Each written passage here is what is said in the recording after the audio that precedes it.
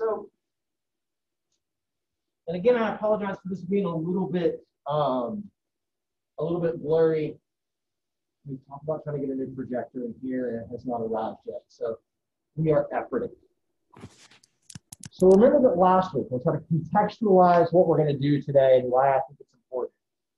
Remember that last week we began talking about how we determine your level of aerobic metabolic fitness, okay? Who remembers what the kind of gold standard measure of aerobic metabolic fitness is? It's max. Thank you. Very good. It's actually on the screen, okay? And so remember that VO2 max is a integrative measure. It is going to encompass how well your heart and your lungs work, how well you're able to take blood from the heart and move it out to your muscles. It's going to decide and also encompass how well mitochondria in your muscle can get oxygen out of the blood and then use that oxygen to make ATP to allow you to contract your muscles. And the importance of aerobic metabolism is that when we make ATP in the mitochondria, we don't make what we call metabolic waste products, or these kind of secondary things that lead to fatigue. Okay? It's a way to make energy that is not completely limitless, but it's mostly limitless as long as I give you food, okay, and oxygen. And it doesn't make anything that would make a muscle fatigue and want to stop contracting. Okay? Also remember that VO2 max is a very, very good predictor of mortality. Okay? It's a very good predictor of mortality. It's a very good predictor of cardiovascular disease risk, type 2 diabetes disease risk. Okay? More so even, aerobic fitness is an even better predictor of health outcomes than, say, muscular fitness or strength. Okay? So we spent some time last week talking about how do we test this, okay? What are the most accurate laboratory ways of testing this? What are some ways that we can test this out in the field? You guys are going to do one of those in the lab that I'm going to assign on Wednesday, okay? There's lots of ways to do this. We can just have you go run 1.5 miles as fast as you can and use that to try to extrapolate. We can have you, what you guys are going to do in lab, it's called a 6-minute walk test. If we know your age, we know your sex, and we know your resting heart rate, and we have you walk for 6 minutes as fast as you can, and we can predict that way. Okay? We talked about some average values. What we're going to finish off kind of that area of things with today is what are the adaptations that can occur that make your VO2 max go up if you undertake aerobic type exercise training? You're going to start, you bought a Peloton, okay? I'm sure all of you guys have bought a Peloton by now, right? But anyway, so you bought a Peloton, you're going to take Peloton classes. You're going to go and you're going to run, you're going to go to the Red Coyote, you're going to go to the running club, whatever it is, okay? You're going to start running or biking or ellipticaling or rowing or whatever it's going to be. And so let's try to understand then, how much can your VO2 max go up? How quickly does it go up? And then what are the things that change, right? What are the things that are going to change that are going to help it to go up? Right? So in an average person, okay, not that any of you are average in any way, shape, or form. You're all wonderful and unique snowflakes, okay? But in an average person, with a proper training regimen, you can probably increase your VO2 max maybe somewhere between about 10 and 40%, okay? So if you're a typical college-aged guy, and you have a VO2 max of 40 mLs per kg per minute, we can probably very easily get you to 45 mLs per kg per minute. That's about a 10% increase, okay? In some other instances, if you're at 40, we may be able to get you into the mid-50s, okay? So there is some level of kind of pretty reasonable trainability to all of this, right? So we're going to spend the last part of today's class talking about how should we train in order to get this increase. But right now we're going to continue talking about, so it goes up 10% or it goes up 30%, whatever that's going to be.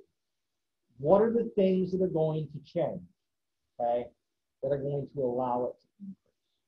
What is it that's going to change? So,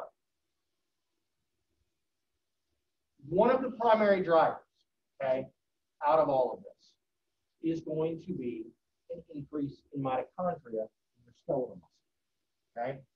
If VO2 max is reliant upon the amount of oxygen that is used to make ATP, that oxygen is physically used in the mitochondria, right? If you guys aren't very well trained, I can probably double the amount of mitochondria in your skeletal muscle, okay, with a proper aerobic training program in maybe 12 to 16 weeks, okay? I can double mitochondria.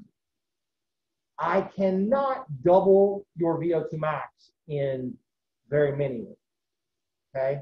Some of you may be super trainable and we can, but the vast majority of us, we can't double, right? If Zach is a 40, okay, we can't make him 80. It's not going to work, okay? If Hallie's 35, we probably can't get her to 70. We can't double VO2 max, but we can generally double mitochondria, okay? So I say all of that so that this is important. This leads to a real and consequential increase in VO2 max, but it's not going to be the only thing, okay? There's probably going to be some limitations from blood volume and stroke volume and pulmonary function and those things that are going to ultimately be the real limiters on how much you can increase, okay? But mitochondria go up. We're going to come back and talk about lactate threshold, okay? These next two things, all right, these next three things are also really important. Remember that I said that cardiac output, okay, maximal cardiac output correlates very, very well. It's very much related to maximal oxygen consumption. So whichever one of you has the largest maximal cardiac output has a very reasonable chance to have the largest VO2 max, okay? When we train, there's no effect on heart rate, okay? Your resting heart rate will fall as a consequence of aerobic training, but there's absolutely no effect on your maximal heart rate, okay? Max heart rate doesn't go up, yet max cardiac output goes up. So by a process of elimination, the thing that changes is going to be stroke volume, okay? It's going to be stroke volume. So in many of you, with proper training, your stroke volume is going to go up maybe 10 or 20%, okay? So that leads to this measurable increase in cardiac output, which is also going to work in concert with the increased mitochondria to allow your VO2 max to go up, okay? Much of that increase in stroke volume is simply driven by an increase in the size of your left ventricle. You're going to experience ventricular hypertrophy, okay? The size of the cavity and the strength of that ventricle are both going to increase. So I can fit more blood in, and I can contract more forcefully to force more blood out. That allows stroke volume to go up, okay? No real adaptations in maximal heart rate, okay? All of y'all are at about 200. You're not going to magically be able to go up to like 220 with some kind of training. When you get to be old, and I mean like sort of very much like geriatric age, like my father, okay, who luckily isn't hearing me calling him geriatric. He'd probably try to fight me if I said that. And he'd probably win, to be honest, at this point, okay? But my father is soon to be 74. His max heart rate, because he still is in good aerobic shape, is a little bit higher than what his age prediction is going to be. until you get into maybe your 60s or thereabouts, there's no real effect of training on your max heart rate, but you can begin to blunt a little bit of that age-related decrease if you're very, very well trained when you kind of get into your 60s. Okay? All right, so these are the main things. More mitochondria, more cardiac output due to more stroke volume. Another piece of this is when you train, you get more blood, okay? If your resting blood volume right now is 5 liters, with 3 or 4 months of aerobic training, it's probably going to be 6 liters, okay? What happens is that as we're going to train, blood pressure goes up and it forces sort of the pressure across your kidneys to increase, and that leads to increased filtration.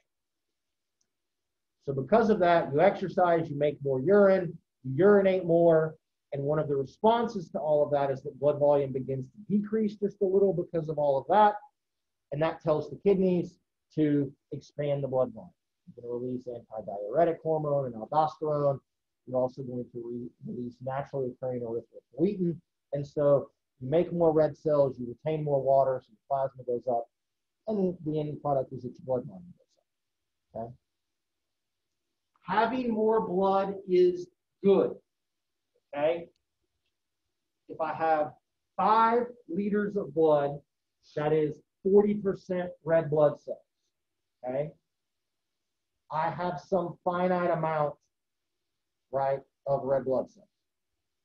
If I expand that to 6 liters of blood, that also has 40% red blood cells. My hematocrit percentage hasn't changed as a consequence, but I actually have more red blood cells. And so now there's more red blood cells to carry more oxygen. And I've got more oxygen that I can take to these mitochondria, and so that's a positive. Okay, that's a positive. So there are cardiovascular changes that take place, and there are these changes in the skeletal muscle where we get more mitochondria. You also increase the number of capillaries that you have that are going to go around and surround those fibers, which makes it easier to diffuse out of the blood into the mitochondria. But these are kind of the big things that drive this. Okay? Does that make sense? You guys think you could give that back to me as training adaptations on the second test, right? If I said, describe for me a couple of things that change and how they allow your VO2 max to go up. Do you think you could do that? Do we need to raise our resting VO2 right now with some jumping jacks to get you guys a little more awake? Should we do that? No? Y'all sure? Y'all don't want me to ask Abigail to get up and just like do jumping jacks until you guys are more awake and you're ready? Sure? We have a competition. We can have Abigail go against Maddie and see who can do more push-ups in a minute. No? Run in place? All right, well. The last piece of it, okay? Lactate threshold. How many of you guys have heard of lactate threshold before? Anybody heard of lactate threshold? Like 3 of you guys have. Okay. Maddie, what do you think lactate threshold is? What do you remember about that? You said that you heard it.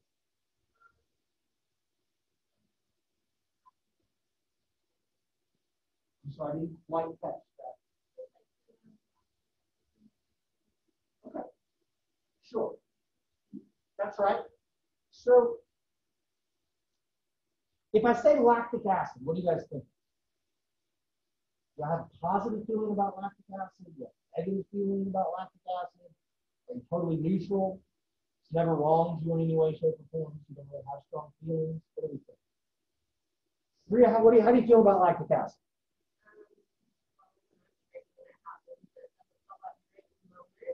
Okay, well, so when you say you're training and it happens, like when does it happen? How do you know that it's happening? Like, I don't know. It feels like something like dancing in your muscles. It's like something is dancing in your muscles. Yeah, like a weird cramp that's not a cramp. A weird cramp that's not a cramp.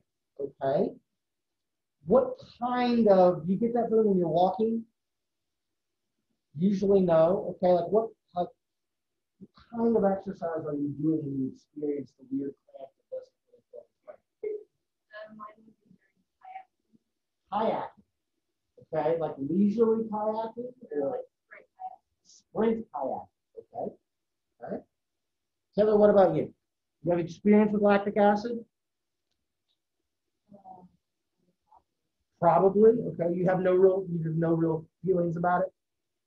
You never think about like what's happening or any of that. While you were doing your 4,000 crunches and things that you didn't think about lactic acid or anything. Okay, that's all right. That's all right. Lily, what about you? Lactic acid, any thoughts? You're kind of neutral about it, okay? All of you should hate lactic acid. I said it, I mean, you probably shouldn't. You shouldn't hate it. But if you've ever experienced, like during a bout of exercise, a burning sensation in your muscles, okay? Or maybe that weird sense of cramping or something like that that Rhea talks about, very common, that is due to lactic acid, okay? That's due to lactic acid. We make lactic acid as a byproduct or the end product of glycolysis, which is an anaerobic way of making energy. So a way of making ATP that does not use oxygen. Okay? Dr. Mike in exercise phys, or if you've had maybe even personal training, will make you learn, or God forbid biochemistry, Dr. Mike will make you learn every step in glycolysis and all the enzymes. If you take biochem, you learn all the steps in the enzymes, but also their molecular structures. It's great, except it's not great. And all of you are doing glycolysis right now. In addition to the aerobic pathways, you're all using a little bit of creatine phosphate to make some energy. But when exercise intensity and the demand for ATP gets high enough, okay, you're going to get to a place where there's going to be so much ATP and energy demand that it can't be completely supplied by the mitochondria. And so therefore you start getting more and more of your energy from glycolysis, and you make more and more lactic acid as a consequence. Anybody, you guys have all had chemistry? You said chemistry? Yes, maybe. You see all of that? Okay. Kelly, do you remember from chemistry what happens if we put an acid into water? No, I don't remember that. You don't remember that? Okay. No. Anybody remember? You guys probably did this in chemistry lab, right? Like you guys remember you know what an acid is, yes? Okay. If I put an acid into water, so I make lactic acid in your muscle, and it's released into the cytoplasm, which is mostly water. Well, then it gets out and it gets into your blood, which is also mostly water. And acid in water does something called dissociate. And it becomes hydrogen ions, which is what determines its acidity, and then sort of a relatively inert kind of carbon-based molecule. So you make lactic acid, it dissociates into lactate and hydrogen. While you're exercising, if you stop, I can prick your finger, get a blood sample, and I can measure how much lactate is in your blood, which gives us a rough idea of what's happening. But it's those hydrogen ions, okay? Anybody you ever got acid on yourself? Or you have an accident in the chemistry lab, or I don't know, trying to be a superhero or something, you get a little bit of acid on yourself, it burns, right? Well, you have these afferent nerve tissue, right? Afferent fibers, and they sense acid. They're activated by hydrogen. They cause pain. You have these in your muscles, you make lactic acid, and it begins to burn. It hurts, it makes you hate what you're doing, and makes you want to stop. Okay?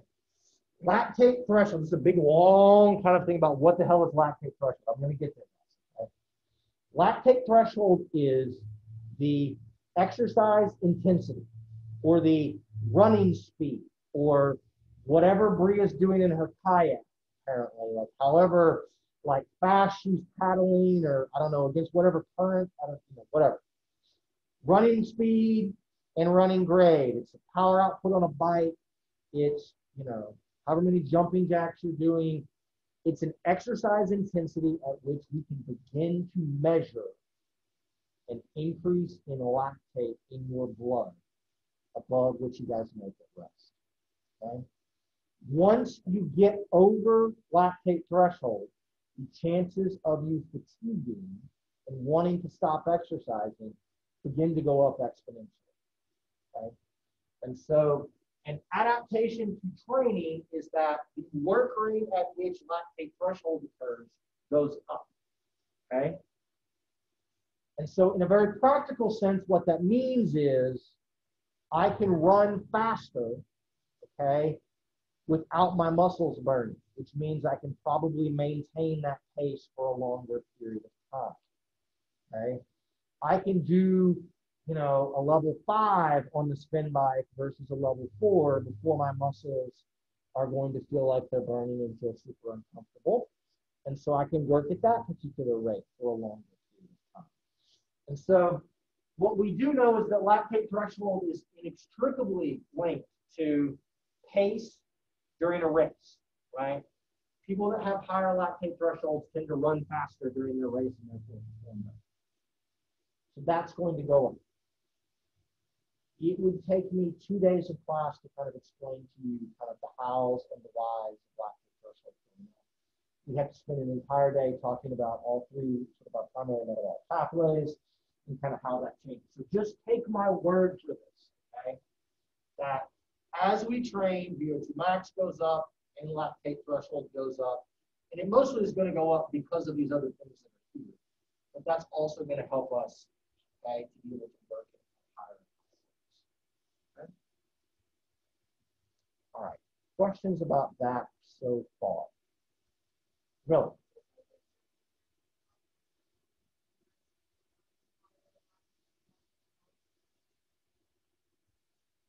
So that's we get into trouble semantically when we say that, and I'm going to be very kind of picky about that language. So what Camilla asked is, if you have a higher lactate threshold, does that mean you have a higher tolerance to lactic acid or lactate levels? And the answer is actually no. So those are two very separate things, right? So what it means is that all of you right now, if I did a little finger stick on you guys, all of you have some amount of lactate. You're always using glycolysis to make a little bit of energy. There's always a little bit of lactate in your blood, okay? If we want to figure out where your lactate threshold is, I put you on the treadmill and we start you off, just walk. Walking at 3 miles an hour, go for a couple of minutes, prick your finger, check the lactate levels, they're going to be the same, okay? At some speed on the treadmill, here's what happens, okay? I've got speed down here. And I have lactate concentration in the blood, right? If this is rest, okay? You're here at some speed, it kind of runs along like this, and then at some speed it begins to do this. Okay, so, you know, this is 2 miles an hour, and that's 4 miles an hour, and there's 6, and maybe it's 7 miles an hour of jogging. I'm going to start to see an increase. Okay, and so this inflection point right here represents lactate threshold. It's an intensity when anaerobic metabolism gets ramped up to such an extent that it is increased above what we see at rest. A trained person, or somebody that's more trained, we take this person and this continues out like this, and then it goes up like so. And so the actual work rate at which this inflection point occurs is going to be higher. Okay? And so what it really means is just, if threshold goes up, is you can do more work before you kind of feel uncomfortable because you're making lactic acid. Tolerance is interesting though, because you get two people that have about the same thing, and some of them don't feel terrible until they get this much lactate. Some of them feel pretty terrible at about that level. And so now it becomes tolerance of uncomfortable things or tolerance of painful things, and then maybe I can suffer or I'm willing to suffer a little bit more than you are, Camilla. So even though we're metabolically identical, I can beat you in a race because I can tolerate this more than you can, or something like that. That makes sense, right? So that's where the word tolerance really gets us into trouble. That's probably way more information than all of you guys really care to know. And I think that's really kind of important. Okay? All right.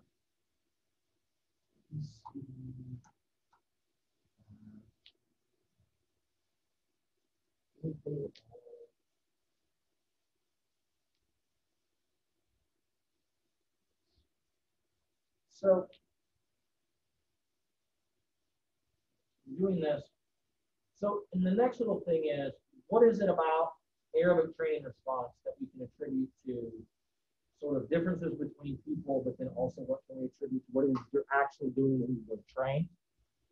And we talked about this last week, I think, but 40 to 50% of your ability to increase VO2 max is genetic. Okay? A lot of that genetics is related to your mother. Mitochondrial DNA, your mitochondria come from your mom. And so if you're going to have a big mitochondrial response, that's going to be due to your mother. Okay? So there are some of these kinds of things. People that are very, very fit already don't always have a lot of room to increase. So if there's one of you that is very fit already, you already do a lot of running or a lot of training or kayaking apparently for Bria, right? If Bria's very fit, I know. I'm trying to picture like the kayaking and those kinds of things. So if you're already very fit, no matter how I train you, it may be that you may be closer to kind of your genetic ceiling than somebody else. That's just kind of how it is. So if you take someone that's been a couch potato for a very long period of time, you have a much better chance of being able to increase them more than somebody that's already doing a whole bunch of exercise. Okay? So other things, though, that we got to worry about when we're going to talk about kind of how we train that may play some role is intensity of training. So kind of what is your work rate during training, the length of time that we train during the session, the number of sessions per week, and whether that training is going to be like running or walking or biking or something like that. Okay? So all of these things taken together, we can kind of multiply them together, and we call this training volume. Okay? In a very general sense, more volume equals more of an increase in VO2 max, much like with resistance training. Okay? So more of these first three up to some kind of endpoint, more of this is more training volume, and that's going to give us a bigger response. Okay?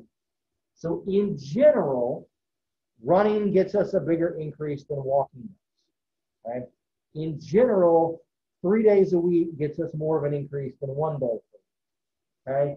In general, 30 minutes gets us a bigger response than, say, 10 or 15 minutes. Okay? That's not always the case, and we're gonna talk about the nuance of that in just a minute. Okay? So, it is exactly the same thing as the fit principle. Yes, indeed. This is the fit principle. Frequency, intensity, time. Absolutely it is. Okay? That's where the fit principle comes from this. Okay? Okay. So it will be on the exam in the context of resistance training. It will not be on the exam in the context of aerobic training, which is what we're going to talk about next. Okay? Okay. So this is probably not going to be a shocker to many of you. If you had to pick one of these things, okay, intensity during the exercise bout, the time that you're going to exercise, and the number of days per week, the single most important thing, because it's the thing that sucks the most, for driving VO2 max up is exercise intensity.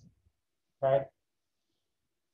You need to be at least 50% of your VO2 max in a relatively untrained person, and maybe as much as 65 or 70% of VO2 max in a pretty well-trained person in order to see increases in the VO2 max. Okay? This is the absolute kind of biggest thing, okay? If walking feels easy to you, you probably need to walk fast. If jogging is easy, jog fast. Much like that people underestimate intensity with resistance training and don't lift enough weight, it's the same thing, okay? And we don't like this because it sucks, right? Running faster or biking at a higher power output is more uncomfortable, right? And so, but that's the thing that's going to drive a lot of our things. You can increase your running speed or the greater slope on the treadmill or the resistance on a bike or an elliptical or Stairmaster or something like that, okay? So we'll talk very, very briefly in a few slides about some kind of more popular training these days. It's called high intensity interval training, which is just really kill the intensity and don't worry at all about the duration, okay? And there's some kind of interesting data as it relates to all of that, okay? So this needs to be over 50%, which for most of you guys means you got to at least run, okay? Got to at least run if we're going to do kind of these things. From a duration standpoint, increasing duration gets us a potential increase in VO2 max up to a certain amount of time, okay? Again, it's going to be dependent upon what you're used to doing. Like we're going to talk about overload. If you're used to doing 10 minutes, you probably need to do 15 or 20. And if you're used to doing 20, you should do 30. But that all works up to about 40 minutes of exercise, okay? Over 40 minutes of exercise, we don't really see much of a further increase in exercise, okay? 40 is about the end, okay? Frequency-wise, so number of days per week, up to 4 or 5 days is going to get us continued increases. So like 5 days is better than 3 days. And 3 days is better than 1 day. There's no real additional benefits from a VO2 max standpoint of doing a 6th or a 7th day per week. So any of you that want to work out, you want to run or bike or swim or whatever it is 7 days a week, that's great. But you're only getting a chance to increase VO2 max maybe the first 5 of those days.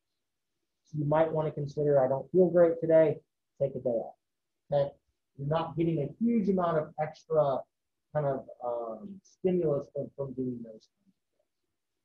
So if you were going to put all this together, right, you should do 3 or 4 days per week of maybe 30 to 40 minutes of time of somewhere north of 50% of VO2 max. And that's how you should train, okay? And then as your VO2 max increases, you want to retest it, and then you're going to increase your intensity, hopefully, to keep it kind of going up as your VO2 max goes up. Relatively straightforward, okay? But people have a hard time doing all of this, okay? Intensity tends to be the biggest deal. People can do pretty good. If you keep the intensity low enough, you can increase duration. You know, if you can run 40 minutes, you can run an hour, it's not that big of a deal.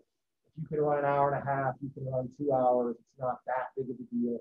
The question at some point becomes why? Why do you want to run that long, okay? And so some people, and those people may be me, like to say ridiculous things. Like if you look at all of this, okay, you can look at all of this, and we could ask Jordan what they do on the track team. She's a distance athlete on our track team. There are plenty of distance runners that run 6 or 7 days per week that are going to go well over 40 minutes of time and may not push this quite high enough. They do lots of these, lots of duration, lots of frequency. They cover lots of miles. And their race is a mile or 2 miles. Or 5,000 meters, it's a little over 3 miles or something like that. I used to have arguments with, I had a master's student in my lab and he was on the cross country team. They would run 100 miles a week. They'd go run for an hour and a half and run like 12 miles. Their race was 10 kilometers. Their race was 6 miles, okay? 6 miles, a little over 6 miles. And I would put my hands up and be like, why are you doing this? Like you're never, as part of what you're doing, you never have to run that way. You never have to be able to do those things. Why aren't you working on intensity, right, at the kind of duration of your race or slightly under or something like all of that. And so I think there's a lot of distance runners that are amateurish that don't do this. They focus too much on duration and frequency and kind of total miles, which is helpful when you're not that fit. But once you get to be very, very fit, like this guy's VO2 max was like 80, okay? He was super fit. He ran the steeplechase in outdoor season, which is 3,000 meters, and yet they were still running 100 miles a week. Like, Dan, what do you do? But if I'm going to run, say, a marathon, I know I've asked, anybody done a marathon? Anybody done half a marathon? Okay, Mitchell, you do half. How long does it take you to do half a marathon, Mitchell?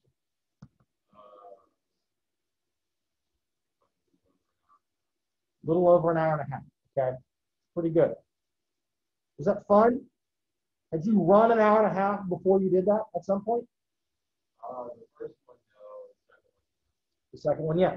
Was the second one easier than the first one? Because you kind of knew what that duration was going to be like and those things? So theoretically, if your performance is based upon your VO2 max, which in a lot of instances in the marathon it is, you would never need to train like more than about 40 minutes, 4 or 5 days per week. If you can kind of push your intensity, you can max out what your VO2 max is, but you've never run longer than 40 minutes. I promise you, if you went to go run a marathon and you've never gone more than 40 minutes, you're not going to do very well because you have no conception of what that amount of time is going to be. Even though your VO2 max doesn't go up, having that duration and understanding sort of psychologically what it feels like and what to expect is very, very helpful. So it's useful to train for these long durations in the absence of increases in VO2 max if your race is going to be near that. But you can also make a case that if your race lasts 18 minutes, you really need to go run for an hour and a half. Is that actually very helpful? Okay. So just kind of things to keep in mind from all of this. Okay, so here's the ACSM guidelines, right? They're going to say 20 to 25 minutes of vigorous activity 3 days per week. By vigorous, that's going to probably get us over 50%. We're somewhere under our 40 minutes, about 3 days per week or thereabouts. We're kind of in our range in the midst of all of that. That should get us there. Okay? All right. So the big problem that we have with aerobic training is if I asked any of you, if I said, how would you know what your VO2 max is? No, okay? What could I do then? How do we know how fast you need to go run today in order to be at 60% of your VO2 max? So that we can make sure that our intensity portion of your FIT principle is correct and that we're not just having you out there not getting a lot of things. How do you do? Do you have any ideas? I could look at your stroke volume. Very, very good. Yes. Again, remember, you want to let me run a central line into your aorta to measure it while you're running. There's an easier way, but you're absolutely on the right track with all of that. Anybody know? I'm sorry, Camilla. We could do the balloon thing, sure. You could breathe into the balloon. We could do that. But there's something that's even less, like, you don't have to go run while breathing into a giant balloon, right? Most of you guys, if I told you we have to go over to Sarkees and you got to run around the track while I run in front of you or I drive in front of you on a golf cart holding a big balloon, or you're going to tell me, no, I'm good, Dr. Black. I'm fine. I don't need that, okay? What else do we look at? How else do we know if you have your intensity correct? Heart rate, okay? Very good. Remember, heart rate is one of the components of cardiac output, okay? And so I'm going to talk to you guys now about how, even if we know what our VO2 max is, it's pretty much impossible, unless we have a metabolic cart and you're in the lab, for us to know roughly kind of what your absolute intensity is from a VO2 from an oxygen consumption. Instead, we can use heart rate, okay? And so in the ACSM guidelines, they're going to talk about something called VO2 reserve. Don't worry about that. but they're going to mention something called heart rate reset. Okay? And so there is a way for us to take your heart rate and measure your heart rate at any point during exercise and use that heart rate to approximate the percentage of your VO2 max at which you are working. Okay? That's why your Apple Watch measures your heart rate. That's why your Fitbit measures your heart rate.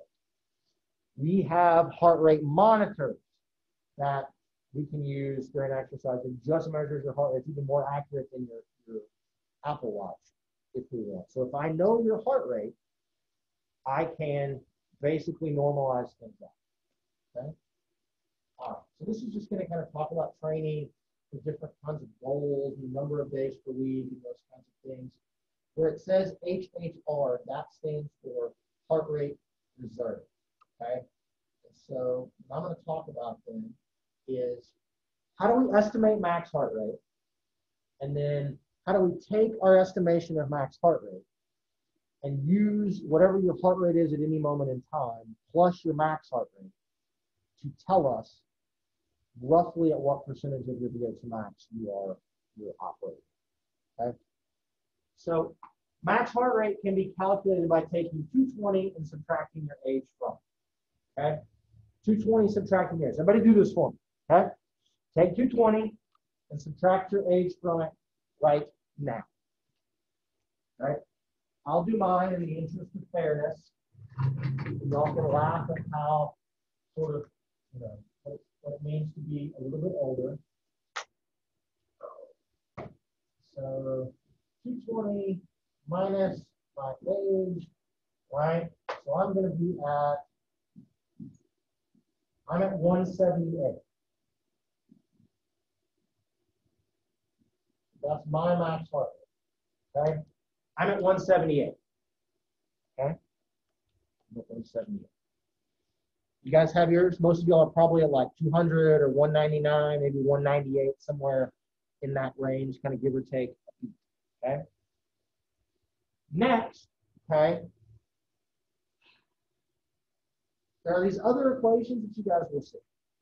There's these newer things as researchers, we're never happier than taking something that works perfectly well and trying to overcomplicate it and make it work a tiny bit better. So you guys may see these newer equations, which is 207 minus 7.7 multiplied, so it's 70% of your age, or 211 minus 64% of your age. You're going to get something that's a couple of beats per minute different. It really doesn't make the least bit of difference. All right. So we're going to use this one. All right. So we know kind of where we are. Most of us are within 3 or 4 beats per minute, kind of from a maximal standpoint of that. Right. So what we're going to use now is something called the Carbonin method, or a calculation of heart rate reserve to guess at or pick out a target heart rate that we want to go and exercise at. Okay? We want to go and exercise at. And so to do all of that, we're going to look at something like this. Okay? So everybody, if you have like an Apple Watch or something, look at what your resting heart rate is. You have some way to do that. If you don't, you can try to like count, and we can look at things for a few seconds, okay? Everybody try to figure out what's your resting heart rate. Walk my monitor.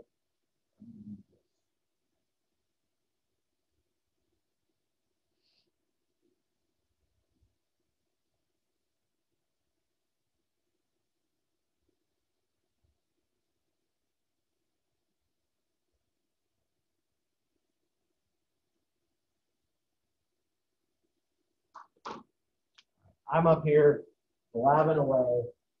My resting rate right now is 78 beats per minute. Okay? So if we know your age predicted max heart rate, and we know your resting rate, what we're going to do now is we're going to find the difference between these two things. Okay? that's going to give us something called heart rate reserve. So the reserve in this instance is going to tell us basically how many beats per minute do I have to be able to increase over rest up to max. So if I'm at 78 when I'm resting and my max is 178, I have a heart rate reserve of approximately 100 beats per minute. Okay? 100 beats per minute. So that means that when I want to go to exercise, okay, I'm going to go to exercise, I have the ability to add 100 beats per minute of heart rate before I get to my max. Okay? So the higher the max heart rate and the lower your resting heart rate, then the larger your heart rate reserve is. Okay? So I want you guys to calculate now for yourself, calculate your own heart rate reserve.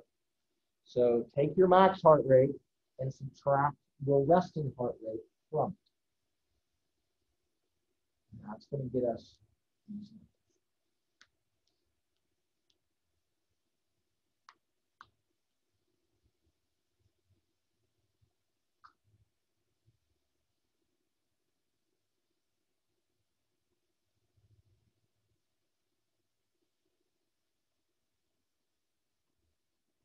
Okay. Now that we have that number, the way that we prescribe heart rate during exercise, okay, the way that we're going to prescribe intensity based upon heart rate is as a percentage of your heart rate reserve. Okay? You guys may have seen on a treadmill or an elliptical that it has those ranges, right? This one over here doesn't, of course, but it has like those ranges of heart rates. And it will say like a heart rate of 130 is in the fat burning zone. A heart rate of 150 is in the cardio zone or whatever it is. Those are based upon percentages of max heart rate. Anybody go to Orange Theory? Anybody ever been to Orange Theory? Okay, so the three of y'all, perfect.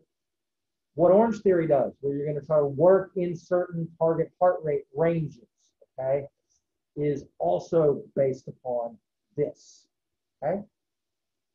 So the percentage of heart rate reserve at which you're exercising very closely correlates to your percentage of VO2 max.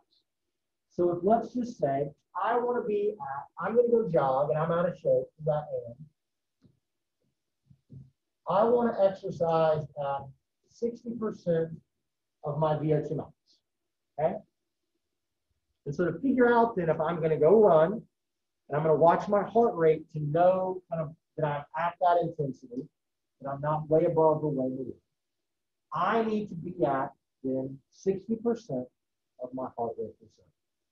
And so here's how we calculate this, okay? We know your reserve. So now we're going to take 60% of that, which is super easy for me. Okay?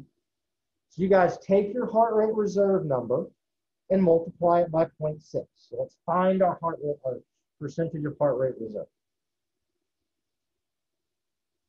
So for me, if I want to exercise at 60% of heart rate reserve, I need to be 60 beats per minute over my resting heart rate.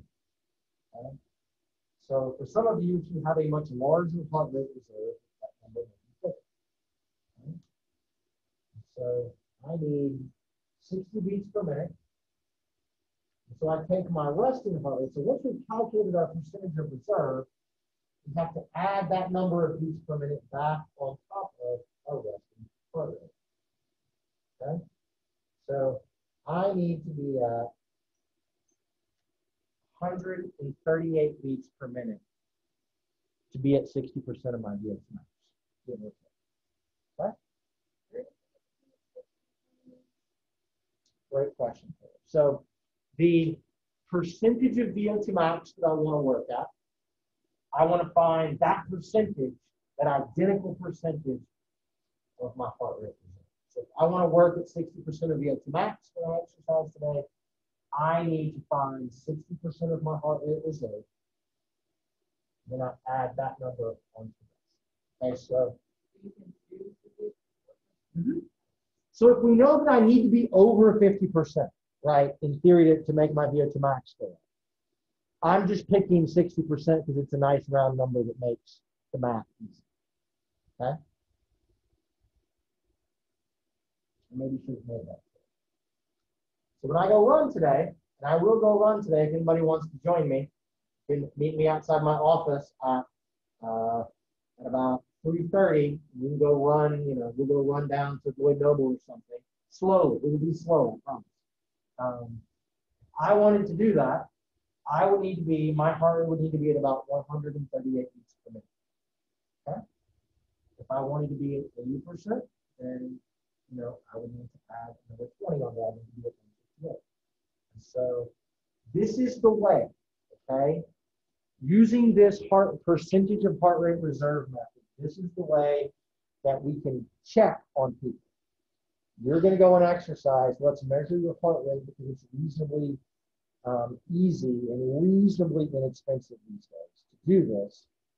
And we can make sure, are you going too hard and not going hard enough? It can kind of help us get in there. And the good thing about this, the good thing about using the heart rate reserve method is that as your VO2 max goes up, your resting heart rate goes down. Okay? The resting heart rate goes down. Some of you probably are much, much more fit than me. You've had much less caffeine than I have this morning. Your resting heart rates might be in the 40s or something. Okay? And so as this goes down, the heart rate reserve gets bigger, but it builds in as you adapt, right? 60%, it becomes 60% of some new heart rate reserve number. And so it builds progression into this automatically. It accounts for the changes that are going to take place in resting heart rate that are going to accompany max VO2. Okay? Like my dad's resting heart rate is like 34 beats per minute. He's basically like dead. He gets up. Okay? And he's, soon to be 74 and could probably go, if his doctor would let him, he could probably go run a half marathon tomorrow, right? He walks. One, he crates their giant 95-pound Labrador around and things that they have like 3 times a day. But he'll go walk. He has like ski poles. He walks with ski poles because he can't run because he has a bad back and needs to have a fusion surgery like Dr. Mike or Dr. Larson. But he uses these ski poles because it lets him do more work when he walks and therefore be at a higher intensity to try to drive more adaptation. He is a psychopath. He is truly a psychopath. Okay? So he will live to be 140. So I'm convinced of it. All right. So that's how we calculate this. Okay? Some ways that people have also done this in the past is to just take a percentage of your maximal heart rate. Okay? So in the example that is up here, if we said we want to be at 70% of heart rate reserve, or we want to be at 70% of max heart rate, you get these very, very different numbers. If you prescribe exercise based upon a percentage of max heart rate, you're going to dramatically underestimate the target heart rate during exercise. And so people aren't going to work hard enough to drive the adaptations that they need most of the time. Okay? My Orange Theory people that care, the orange zone is like north of 80% of age. They use age predicted max heart rate, which is not great, but we'll take what we can get. They're like north of 80%, and then red is like over, it's like 92% or something in that particular range. And so that's more kind of higher intensity. That's what you're trying to get to. The real thing about, like, you're going to go to Orange Theory or you're going to go to CrossFit or you're going to do something that your heart rate's real high. It's hard. It's very vigorous. It's going to be plenty sufficient to drive adaptation. Okay?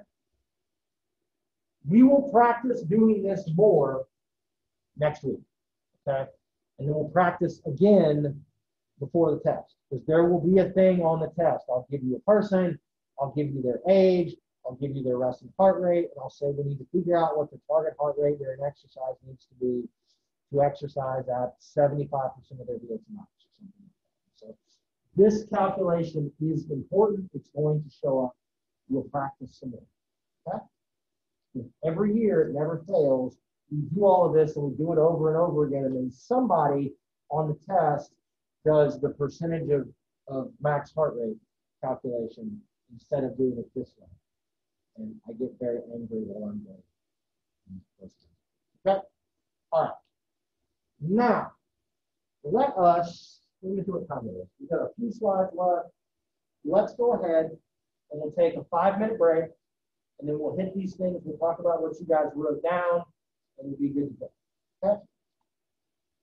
Or would you guys rather not do that and ask, we save that again for next time, and you guys have time to ask questions about the test?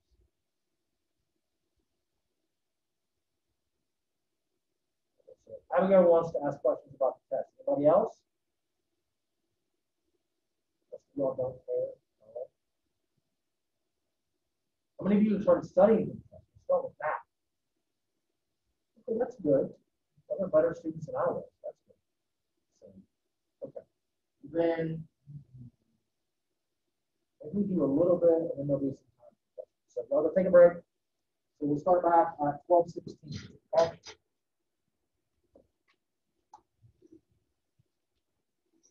And we'll cover a couple more slides.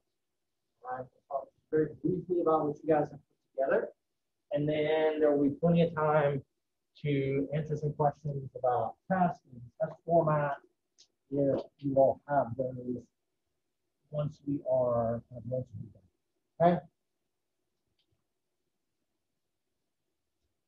All right. So we've used the FIT principles to talk about resistance training.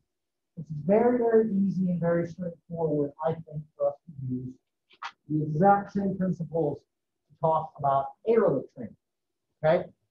And so we need to just figure out what is your goal, what kind of exercise you need to do to reach that goal, and then we can apply some level of frequency, intensity, time, and type into all of that. And then we can also make sure that we've got progression and repetition and overload to overlay on top of those particular things, okay? So if we just write these things out, like so, on the board, Samantha, what did you come up with? Or what did you and Maddie, if y'all working together, what did you guys come up with? How many days per week did you guys think we should be doing y'all's exercise? Okay. Swimming. Okay, wait. So we're going to put swimming down here. Okay. And so you guys said at least a couple of times. Okay. So a frequency of like 2 times per week. Our type is swimming. What kind of an intensity? How are you guys approaching intensity with swimming? What did you say? Okay. Okay. Okay. What do you guys think? Do you think yards would be more of a time issue than an intensity? I mean, I know these things are kind of inextricably linked, right? That as intensity goes up, time or duration is probably going to have to go down. But did y'all do or say anything about measuring heart rate, or it needs to feel hard or anything like that? Or you just kind of said, let's do, I don't know, how many yards or meters were you having them do? Did you say? Just increase them? Okay. Okay. You swim like 5,000 yards today or 5,000 meters or something, which is, I think that's quite a bit. I don't know. Anybody ever done like real swim training? Like actually was on a swim team or something? You know, it has, okay. Swimming is fun when you're like a little kid and you're like, yay, it's cool and those things. I can remember being asked when I was in elementary school to like try out for the swim team. Because the person that coached it was like doing swim lessons. They're like, oh, you're pretty good. Just come try out for the swim team. I went to practice once and was like, why am I having to swim this far? Like, this sucks. And those kinds of things, like anything else. But okay, so you guys, we'll say that you guys kind of got a time or something, some way, but our intensity portion was maybe you weren't 100% sure how to do that. Okay, so y'all got that. That's good. That's a good start. Okay. Let's pick someone else. Abigail, what did you guys come up with, or what did you come up with?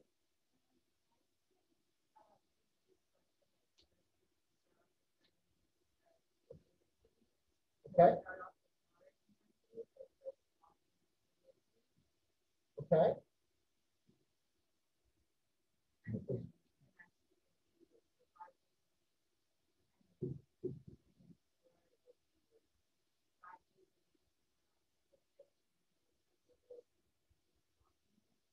Okay.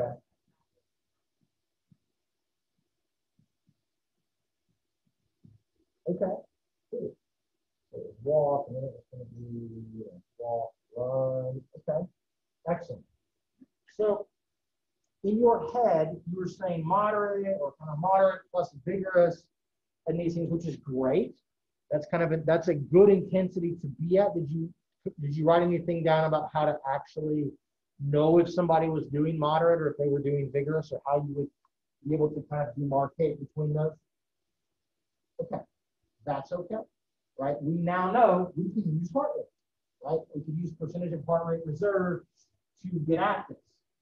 Maybe don't wear your Apple Watch into the pool, but you can buy heart rate monitors that are waterproof. Your Apple Watch is probably okay. I think some of them are at least water resistant, but you can measure heart rate while you're swimming. It works just exactly the same way as it would for anything else. Okay, so that seems very, very reasonable. Let's look at, we'll try to pick out one of the ones that the folks on Zoom did. Okay, let's just see here. If you look at Tessa's, it was 3 to 4 times a week, 20 to 30 minutes, jog for 5 minutes, walk for 1, so you can jog the entire time, increase how long you jog, so you do all of that. Okay, so Tessa, are you there? Can you hear me?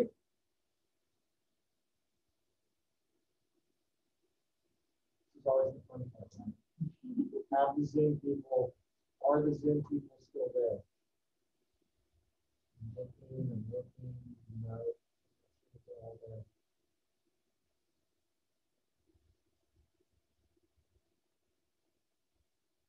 No, you appear to have lost Tessa. So, okay, we'll take somebody else. Yes. Portia, can you hear me? Yeah, I can hear you. Okay, awesome. You're coming out of the,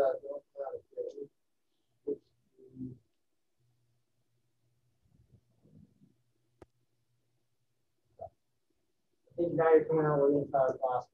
So 3 to 4 days per week, 25 minutes, 2 to 3, 25. Okay. Yours was pretty similar. Portia, were you guys going to be looking, you were going to jog? Okay. Very good.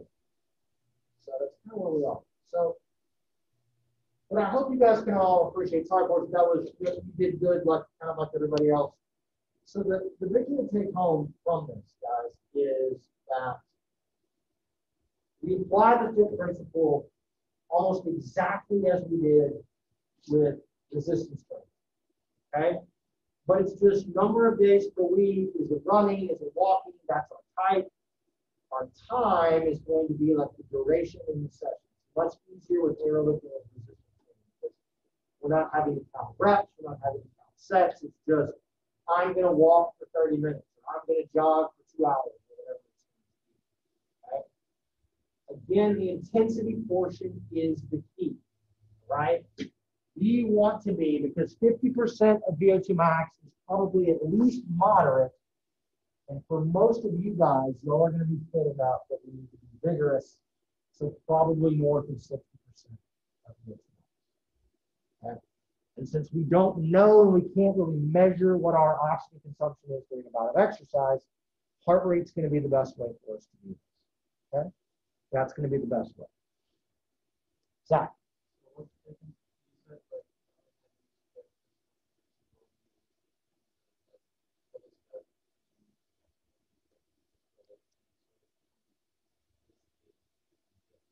There's really not. It's just like if I gave you a resistance training program, and I said, we're doing X, Y, Z, could you talk about it critically using the FIT principle?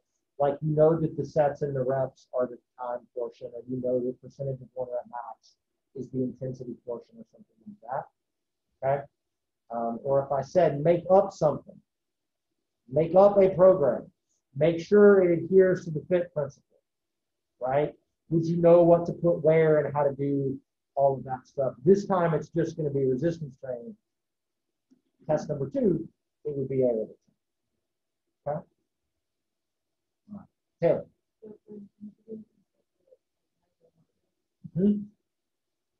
For intensity, the easiest thing for us to do is to make sure that we are at the correct percentage of heart rate reserve during exercise. Okay? That's the key thing. Kelly. Is there correct or is it based on? That's a great question. That's kind of what the next slide is going to get into. Is there a correct? Yeah, it probably needs to be at least 50%. Once we get over that, the percentage is going to kind of exist on a sliding scale with your exercise time, right? If I want to go for 90 minutes, I probably can't be at 90% of heart rate reserve for 90 minutes. You probably got to be a little bit more. So that can kind of slide around. The only other thing to keep in mind, guys, is overload. Okay, is overload. Aerobically, to overload, the easiest thing to do is to just increase the intensity. Just go harder. Run faster. Crank up the resistance on the bike. Okay?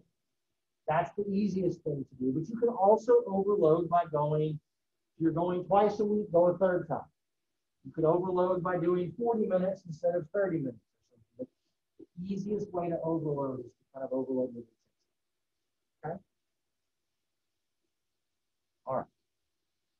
So we will stop here with material. We'll clean up the last couple of slides on Monday of next week before we jump into body comp stuff. Okay? And we are due to have an aerobic exercise program fatigue and talk about what we're going to do for the second lab. We'll just talk, I don't want you guys to worry about that at all while we're trying to do the test and things. So I will assign both of those next Monday. Okay? I'll give you like a week to do the fatigue and a week and a half to do the lab. It'll be fine. Okay? We got plenty of time. All right. What I'm going to do is I'm going to stop sharing.